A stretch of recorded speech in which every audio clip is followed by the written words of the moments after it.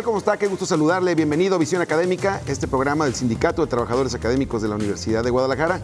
Y el día de hoy estoy muy contento porque con los que iniciamos este programa hace algunos 8 meses, el día de hoy nos acompañan para analizar un tema que tiene que ver con el DACA. Estas declaraciones de Donald Trump en el sentido de acabar con este programa y particularmente se da en medio de las negociaciones del Tratado de Libre Comercio. Algunos piensan que es para presionar estas negociaciones y seguir con el tema de su muro. Y el día de hoy está conmigo Ricardo Salazar. Ricardo, ¿qué tal, Enrique? Saludarte. Al contrario, gusto subirte el rating otra vez. Vimos que fuimos buenos padrinos, ¿no? Sí, muy buenos padrinos. Y mi tocayo Enrique Tusein. ¿Cómo estás, tocayo? Gracias por invitarme. Y bueno, nosotros hablamos a inicio del año acerca de la llegada de Donald Trump a la presidencia de Estados Unidos y empezamos a trazar una ruta de qué era lo que se iba a pasar. Digo, ¿se acuerdan que en ese tiempo había mucho miedo sobre qué iba a hacer, cómo se iba a conducir Donald Trump? Y bueno, ha habido altas y bajas, pero particularmente gobernado con tweets, ¿no? Y eso ha tenido a algunos preocupados. En esta semana se ha hablado mucho del tema del DACA. Entonces, me gustaría que lo analizáramos para qué repercusiones puede tener y cómo debe prepararse México para este tema. Bueno, nada más explicar de entrada qué es el DACA. El DACA fue un acuerdo ejecutivo que no pasó en su momento por el Congreso de los Estados Unidos, por las dos cámaras, por el Congreso, por la Cámara de Representantes y el Senado de los Estados Unidos. Una orden ejecutiva en donde lo que hacía en ese momento Barack Obama era permitir que niños, jóvenes, que habían llegado, o más bien que sus padres habían llegado a los Estados Unidos de forma ilegal o de forma indocumentada, pues pudieran tener acceso a educación, pudieran tener acceso a becas, es decir, fueran tratados prácticamente como niños que nacieron en Estados Unidos, porque así son, niños y niñas que nacieron en los Estados Unidos y que no hubiera una persecución de parte de ningún órgano policial, municipal, estatal o federal para poder deportar a estos niños. Es decir, es un asunto básicamente humanitario, porque más allá del debate sobre si se debe tolerar la migración ilegal, si no se debe tolerar la migración ilegal, pues estos niños no tienen la culpa de nada. Es decir, ellos llegaron con sus padres y por lo tanto nunca han cometido un delito y era bastante injusto que estuvieran los cuerpos de seguridad detrás de ellos buscando deportarlos.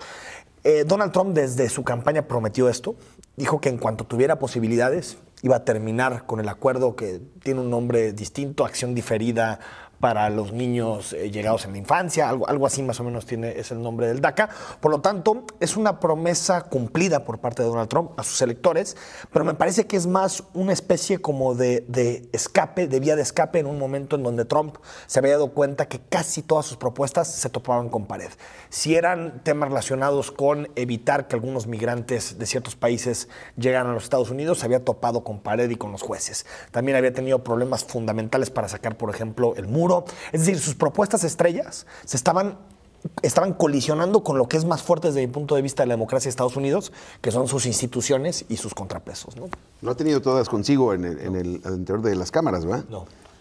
De hecho, al revés, más bien también lo que le hacía falta a Trump era algo como esto para oxigenar parte del mal gobierno que en 8 meses ha tenido, a pesar de que sí ha intentado cumplir sus promesas de campaña, ha tenido un pésimo ambiente dentro del propio Partido Republicano con los propios militantes del partido que lo llevó a la presidencia, y no se diga la guerra sucia, limpia, abierta, por debajo de la mesa y por arriba, que le está haciendo el equipo de Hillary Clinton, exagerando, entre otras cosas, utilizando los medios de comunicación de unos temas que de otra manera a lo mejor no hubieran sido tan prendidos o tan llevados al extremo, ¿no?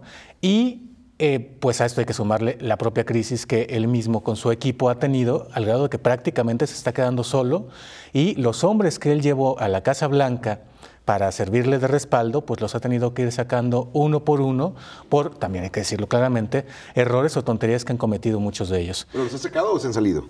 En ambos casos, ¿no? Ambos casos. Algunos los tiene que sacar de plano así de urgencia, como el caso de Steve Bannon, que es tal vez el hombre más fuerte que tuvo en su campaña. Es el ideólogo, ¿no? La estratega que hace una declaración fuerte, ¿no? Él dice, aquí se terminó el periodo de Donald Trump. Exacto. Y bueno, por otra parte también es cierto que hay una especie de guerra política entre, ya ahí sí no hay diferencia política entre republicanos y demócratas, gente de Washington que quiere recuperar el establishment, que siente que está perdiendo ante los empresarios, a los que siente como una especie de turistas o extranjeros dentro de la manera de gobernar de Estados Unidos. En ese sentido, es una válvula de escape, les da un poco a estos grupos la posibilidad de incluso... ¿no? Sí, sí, sí. Y también... Se vuelve a cargar. Es que, a ver, yo creo que Donald Trump se está dando cuenta que si quiere aspirar a tener cierta estabilidad, hay que recordar que Estados Unidos vuelve a las urnas el próximo año y vuelven a votar para elegir buena parte de la Cámara de Representantes, para elegir un tercio del Senado. Y yo creo que lo que está viendo Donald Trump es que tiene que solidificar a su voto duro, a su espacio duro, que es muy complejo que Donald Trump vaya a jalar votos de cara a 2018, por ejemplo, en zonas urbanas, en espacios demócratas, que logró arrancar por una pésima candidata que fue Hillary Clinton, pero que en realidad son votos demócratas muy fuertes, como por ejemplo Wisconsin, es decir, estados que ganaron los republicanos, pero que siempre han sido demócratas. Entonces me parece que lo que está buscando es decir, vamos a cohesionar al votante duro, al más duro de mis votantes, y por eso cuando vimos los enfrentamientos entre grupos supremacistas americanos y grupos más de izquierda o de centro izquierda en Estados Unidos, pues él también fue tan ambiguo, porque él sabe que necesita ese tipo de elector de cara a mantenerse con cierta estabilidad. Porque imagínate si Trump tiene que enfrentar, si ya teniendo las dos cámaras, tiene los problemas que tiene, imagínate tener que enfrentar un Congreso dividido, que puede echar atrás todo, que le vete su presupuesto, aparte no tiene los principales gobernadores, no tiene el establishment de su partido. Me parece que está pensando más en clave de qué hace para no tener una derrota electoral fuertísima el próximo año. Y por cierto, para pasarle también la bolita y darle un triunfo a los legisladores, se perdió un poco entre lo de los huracanes y este asunto del racismo y las protestas, pero él ha sido bastante claro. Si algo no se le puede acusar a Donald Trump es de ser extremadamente claridoso. Lo dijo tal cual como tú hace rato lo mencionabas.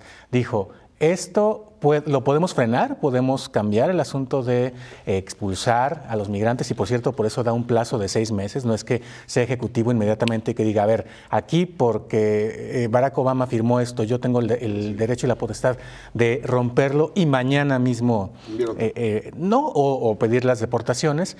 Más que eso, lo que da es un tiempo para que se siga negociando lo que en su momento, por cierto, fue una derrota de Barack Obama. Ahora, Barack Obama por eso saca una orden ejecutiva para los Dreamers, no podía pasar porque no pasaron por el Congreso como debieron esta ley. Ahora lo que podrían hacer es, y a lo mejor eso es lo que deberíamos agradecer los mexicanos a Donald Trump, es presionar para que un cierto sector electoral de los demócratas ahora sí logre una victoria y entonces tengan algo por qué votar por ellos, pero también un sector de los republicanos que quieren hacer un guiño. Y ojo, sí, ahí está la moneda de cambio. Los recursos de un programa por los del otro. Si te pones a revisar la lana que costaría deportar a los Dreamers hoy, te costaría $60,000 millones. Sí, Ricardo, pero tú sabes que cifras, números, datos a Donald Trump le importa. No, claro. O sea, pero lo que voy a decir es que cuesta más caro. Lo que le interesa es su mensaje antimigrante. Sí, pero cuesta más caro deportar a los Dreamers que el muro. El muro va a costar $25,000 millones. Pero siempre ha costado más caro, ¿eh? O sea, deportar gente a sus países de origen es carísimo. Y aún así, Barack Obama fue uno de los presidentes que más deportó. Exacto. Donald Trump lo quiere seguir. ¿Por qué? Porque es un mensaje a un cierto núcleo de la población. Sí, América para los americanos. América para los americanos, el trabajador blanco del centro de los Estados Unidos. No me parece que sea una política racional, pues por supuesto que no lo es. Pero creo que ante tantos problemas políticos de Trump, él necesita señales de este tipo. Ahora, yo creo que hay que ver qué termina sucediendo si hay un recurso al Supremo Tribunal, a la Corte en Estados Unidos. Porque me parece que lo que está haciendo con estos niños, con 800,000 niños y niñas beneficiados por este programa, por el DACA, es un asunto de derechos humanos. Y sabemos que si hay una corte garantista en el mundo y una corte que protege los derechos humanos, es la de los Estados Unidos. Entonces yo sí creo que si hay un recurso ante el Constitucional, no por la forma, creo que la forma lo puede hacer Trump, igual que el Tratado de Libre Comercio es un agreement en Estados Unidos, es decir, no es un tratado, para los americanos es un acuerdo, nada más, un acuerdo comercial. Puede perfectamente decir, no paso por las cámaras y lo cancelo, pero me parece que si esto va al Congreso, en el caso del DACA, creo que puede haber una acción de inconstitucionalidad desde la Corte. Si va a la Corte, a la Suprema Corte. Sí, y también ha perdido peso dentro de su partido Donald Trump, y tanto que vimos un video de Arnold Schwarzenegger hace en realidad nunca tuvo peso en su partido Donald Trump. O sea, es algo, él tuvo, hay que recordar, tuvo que derrotar al establishment de su partido para poder hacerse con la candidatura. Lo tildaban de loco, y en realidad lo que yo creo que está haciendo Donald Trump, y lo veremos en próximos años, es dinamitar la derecha en Estados Unidos. O sea, yo creo que el Partido Republicano llegó hasta aquí. lo que surja después, primero fue el Tea Party. Sí. El Tea Party logró dinamitar una parte de la extrema derecha que había jugado con las reglas del juego que había plantado el establishment republicano. Lo dinamitó, pero después Trump lo que está haciendo es que todos los valores más o menos aprendidos como libertad comercial, antiproteccionismo de parte de los republicanos lo está dinamitando. Creo que el principal damnificado de la victoria de Trump es el Partido Republicano. Sí, y por cierto también es bastante interesante porque hay lecturas de que no salieron las cosas como estaban planeadas y de que justamente por la oposición de los republicanos quien hizo figura a Donald Trump, entre otros, fueron los medios de comunicación, a los que ahora consideran fake news, y la gente del Partido Demócrata, porque decían, si nos ponen a está bien fácil que lo venzamos en las elecciones y pero sorpresa, no le salió como ellos querían y a final de cuentas ahora es bien curioso porque ni siquiera los demócratas ni los republicanos saben qué hacer con Donald Trump. Leía Nadie pensaba que fuera a ganar. No. Pero a ver, leía un artículo, muy poquitos, pero a ver, leí un artículo hace muy poco en The Atlantic que se llamaba algo así como cuando los americanos perdieron la cabeza o cuando perdieron la sensatez. Y es muy interesante porque Donald Trump existe por un fenómeno también en la sociedad americana de no creer ciertas ideas establecidas. ¿Sí recuerdas cuál fue la nota más leída en la elección de Estados Unidos? Que el Papa Francisco recomendaba votar por Donald Trump. Es decir, esa noticia nunca existió y se viralizó en Facebook, en Twitter, se viralizó de forma tremenda. A lo que me refiero es que sí hay una especie de rebelión anti-establishment en la sociedad americana en donde los medios de comunicación son los principales constructores de la legitimidad del sistema. Y por lo tanto, en el momento en que empezaron una campaña agresivísima contra Trump, en lugar de debilitarlo, lo fortalecieron. Bueno, vamos a ir a un corte. Se fue rápido este primer bloque. Y cuando regresemos vamos hablando de las opciones que tienen los Dreamers, ¿no? De qué posibilidad tiene, qué tendría que hacer nuestro país. No únicamente para prepararse, sino también en las negociaciones de Tratado de Libre Comercio, ¿qué podríamos hacer? Vamos a un corte y regresamos.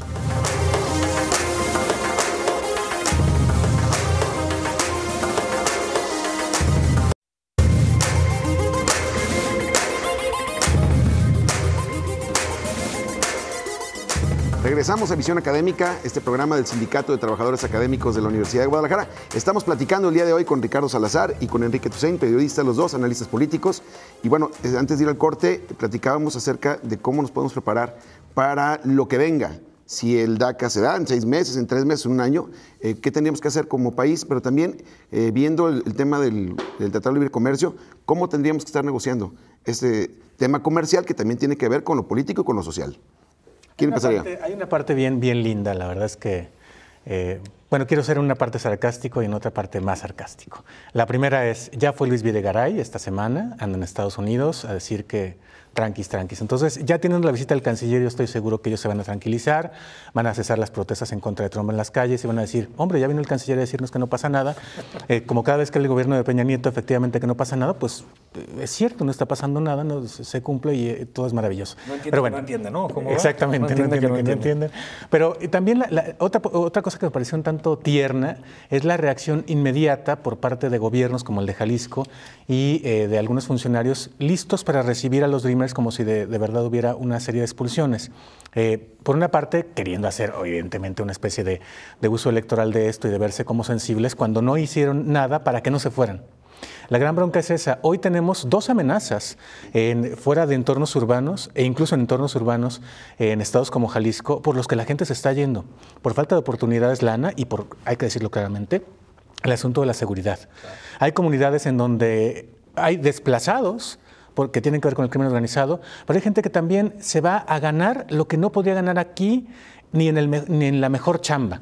O sea, aquí el salario mínimo es de 80 pesos y el mínimo allá es de $7 por hora. Aquí es de 80 pesos por día. Si te vas a California, ganan hasta $17 la hora, ¿no? Aunque andes zanqueando, ¿cómo se dice por ahí? A la migra, aunque te estés tratando de esconder, vas a ganar muchísimo mejor. Aunque ganes menos del mínimo. Exacto. No como sea en algunas zonas rurales de los Estados Unidos. Sí, o con los peores empleos. México, el salario mínimo es de 80 pesos y zonas como Veracruz, Oaxaca y Chiapas, los jornaleros ganan 20, 25 pesos. Ni el mínimo, pero lo que es patético es que en las negociaciones del Tratado de Libre Comercio, quien ha colocado sobre la mesa que en México se tiene que ganar más han sido los gobiernos de Estados Unidos y de Canadá. Sí. Es decir, México parece, su diplomacia y los negociadores en materia económica, que se resisten a que el tema de los salarios entre a debate dentro del Tratado de Libre Comercio de América del Norte.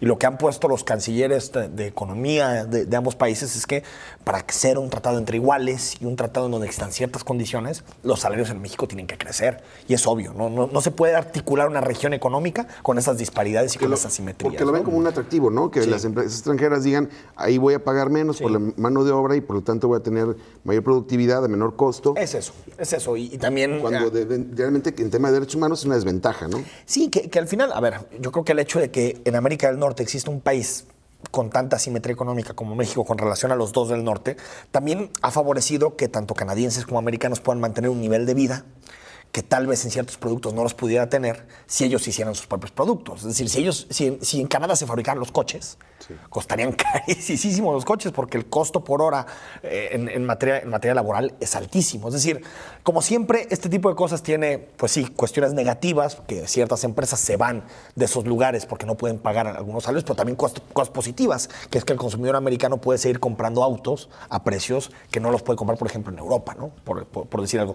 A lo que me refiero es, la diplomacia mexicana ha estado perdida desde el principio. Ahorita está más preocupada en correr al embajador de Corea del Norte que en colocar sus prioridades del Tratado de Libre Comercio. Yo no sé qué está negociando México. Pero no cuando le preguntan a Ildefonso Guajardo, oye, ¿qué estás negociando en materia del TLC? Dice, pues que no haya tantos aranceles. Sí, pero ¿en qué sectores? ¿En dónde? ¿Cuáles te gustaría proteger? ¿Estás abriendo la carta energética? Canadá, conferencia de prensa para decir, nosotros lo que no podemos ceder son derechos culturales, es decir, toda esta protección que existe en torno a la identidad y a la cultura canadiense frente al gigante que es Estados Unidos y que siempre amenaza con torpedear la cultura en Canadá, y el tema energético. Dijeron, esos dos no lo vamos a meter a debate del Tratado de Libre Comercio. México no lo ha colocado y creo que hay un derecho que nunca se habla, que es el derecho a no migrar. México tiene que hacer cosas mucho más profundas para evitar que muchas regiones de este país se queden solas por la migración. Pero ¿no será que el gobierno mexicano ha dejado en las grandes empresas, en los dueños del dinero de este país, y estoy hablando del dueño de la Corona y del dueño de la tequilera Cuervo y Carlos Slim y todos esos poderosos, ha dejado en ellos el asunto de la negociación más que el gobierno esté en estas mesas o haciendo planteamientos? A ver, yo creo que por supuesto que los grandes empresarios de este país tienen influencia a la hora de negociar. Lo que me parece es que, aunque lo hayan dejado en ellos las principales brújulas de la negociación, yo no las conozco. Es decir, no sé exactamente México qué es lo que está negociando en la mesa tripartita del Telecán. Más allá de un par de declaraciones, alguna que tenía que ver con, creo que era derechos de propiedad intelectual, que se habló en su momento.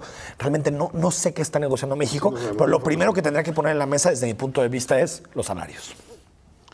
Y en ese tema, digo, ¿cómo tendríamos que estar preparándonos, Ricardo, para el tema de los Dreamers? Tienes razón, digo, el gobierno del Estado habla, bienvenidos, la misma Universidad de Guadalajara dice, tenemos que buscar espacios para aquellos que vienen. El mismo director del Hospital Civil hace una declaración ayer o el sábado, en el sentido de decir, todos aquellos que tengan que ver con especialidades de medicina y todo, podemos buscar espacios, digo, un asunto de solidaridad, pero que no resuelve el problema. Sí, no, y por el contrario también, visto en positivo, habríamos de agradecerle a Donald Trump que justamente se regrese, porque no se va a regresar específicamente en el caso de los Dreamers. A ver, hay que recordar que el Dreamer debe cumplir ciertos requisitos y es, entre otras cosas, estar en una edad de estudiar para poder acceder a una beca y estar formando parte de un plantel educativo. Y el Dreamer es americano. Exacto, y el Dreamer sí, ya nació. Está totalmente integrado, habla lengua inglesa, seguramente las dos lenguas, ¿no? Entonces es, para decirlo, y perdón que lo diga así, pero es triste, pero es cierto, mano de obra mucho mejor calificada que la nuestra. Totalmente. Por lo tanto, nos van a regresar a lo mejor profesionales mejores que los que son egresados de nuestras propias universidades. Entonces, eso, pues yo, insisto, visto en positivo, se lo agradecería a Donald Trump si de verdad sucediera. Veo lejano, francamente, que suceda, sobre todo porque también es golpear sectores muy importantes. Ya cuando están ingresando en el sector laboral o en la vida universitaria, no es que sean gente a la que te puedas hacer fácilmente y que no te pegue en tu propia economía. O sea, ellos también, sacar a esta gente les va a pegar en su economía, además del costo de las deportaciones. Entonces, lo veo un tanto difícil y también veo un tanto difícil que nos preparemos para ofrecer los salarios que ellos podrían tener allá. insisto en esa parte, o ya no digamos los salarios, en las condiciones de vida. O sea, ¿qué les vamos a ofrecer? ¿Una casa en Tlajomulco? No está mal. Un bochito que ya no hay. Hay algunas que se un han quedado mototaxi. Mira, se habla mucho del empleo en Jalisco. Más o menos en el periodo 2012-2016 hay 300,000 personas que han entrado a la fuerza laboral registrados ante el IMSS, formales. Y el 85-90% de esos salarios está entre 2 y 3 salarios mínimos. El salario mínimo está 80 la jornada, por 30, 2,400 el mes. O sea, entre 5,000 y 7,000 pesos son los puestos de empleo que están generando en Jalisco, que es el gigante agroalimentario y que es la capital de la innovación, y no sé cuántos eslogans nos han llenado estos años. Pero lo que me refiero es que tampoco estamos hablando de Chiapas o de Oaxaca o de Guerrero. Estamos hablando de un estado con cierta pujanza, con una clase media más o menos en la ciudad. Y aún así se ha combatido la pobreza de la mejor manera. Sí, o sea, a ver, y aún así se están generando empleos muy precarios, empleos con bajísimos salarios, algunos donde sí es cierto, empleos formales que se registran ante el IMSS, pero se registran con un salario 50% menor a lo que en realidad recibes de ingreso. Es decir, yo creo que no hay condiciones y tendría que ser, o desde mi punto de vista es más responsable, buscar formas de cabildear en Estados Unidos para que exista la protección necesaria para los Dreamers en Estados Unidos, que pensar que la mejor noticia para ellos sería volver a México. Me parece que no están ni las condiciones dadas, ni los ingresos dados para poderlos insertar de forma adecuada. Ellos ya son americanos, que nacieron allá, que hablan perfectamente la lengua, que están integrados. Es decir, no es el migrante jalisciense que se fue 5, 6, 7 años, pero que siempre ha vivido en México. Eso fue nuestra generación. Exacto. Estamos hablando de los Dreamers, es otra. Lo que sí me parece es que si bien tiene un objetivo Donald Trump, que es su objetivo electoral, su segmento electoral, sí creo que a mediano y a largo plazo comete errores serios. Porque esto creo que divide incluso a la forma en la que la derecha americana concibe la migración. Porque sí es cierto que buena parte de la derecha americana dice, no podemos tolerar la ilegalidad. Y por lo tanto vamos contra los indocumentados. Están violando la ley y por lo tanto tenemos que ir contra ellos. Pero cuando entraba los niños a la fórmula, ahí había un cambio de tendencia y se nota en todas las encuestas, incluso dentro de los votantes del Partido Republicano, que los necesita también Trump a mediano y a largo plazo para Texas, para Arizona, para Nuevo México, que son estados clave a la hora de contender electoralmente. Me parece que a corto plazo tiene cierto sentido, pero a mediano y a largo plazo creo que le va a hacer daño. Pero sigue teniendo niveles de popularidad bajísimos, ¿no? para el mes en el que está, pero es muy digamos, elástica, porque, por ejemplo, si mañana comienza un tema armado con Corea, por ejemplo, o con algún otro país, puede ser que tenga un ascenso. Acuérdate que Barack Obama llegó a estar en el 21-22% de aceptación. Después llega el asesinato, la detención de Osama Bin Laden, y sube casi en un par de semanas 15, 18 puntos. Así es, ¿no? La popularidad es muy manejable. Y por cierto, si de popularidad hablamos, pues no me digas que es muy popular en este momento para cómo están las cosas, comportarnos como cachorro del imperio y expulsar a el embajador de Corea del Norte y, por cierto, mandarlo a Cuba justamente al momento en que está el huracán. O sea, a mí me encanta cuando Peña Nieto hace sus discursos estos del informe, por ejemplo, donde dice el gran peligro de México es volver atrás, al populismo. El gran peligro, en términos institucionales, es lo que hace este gobierno con las instituciones. Es lo que ha hecho durante 5 años, que es utilizarlas con fines partidistas o particulares. Esto que ha hecho, por ejemplo, con Venezuela, es patético. Más allá de que seguramente los tres aquí en la mesa estamos de acuerdo que es una dictadura la que está haciendo Maduro en Venezuela, es patético utilizar la diplomacia, lo que ha significado Tlatelolco, para ganar adeptos internos. Porque no están pensando en Venezuela ni en los venezolanos, están pensando en López Obrador. Lo mismo que están haciendo con Corea del Norte, lo mismo que han hecho con otros países centroamericanos, lo que hacen con los programas sociales, la utilización partidista. Es decir, yo creo que si algo daña a las instituciones, ¿no? Es eso. Y todos los escándalos, los desvíos, la gran mentira. Bueno, sí, pero el problema no es el populismo, es eso. Sí. Es hacer un uso partidista de las instituciones. Sí, bueno, desafortunadamente el tiempo se nos terminó. Yo quiero agradecerte, Ricardo. Gracias, Enrique, me gustas esta plata. Gracias. Muchas gracias. Podemos invitar a Dreamers 2 o algo. Vamos a hacer la de Dreamers 2. A usted que nos sigue, muchísimas gracias por esta edición y nos vemos en la próxima. Yo soy Enrique Velázquez. Lo esperamos en Visión Académica.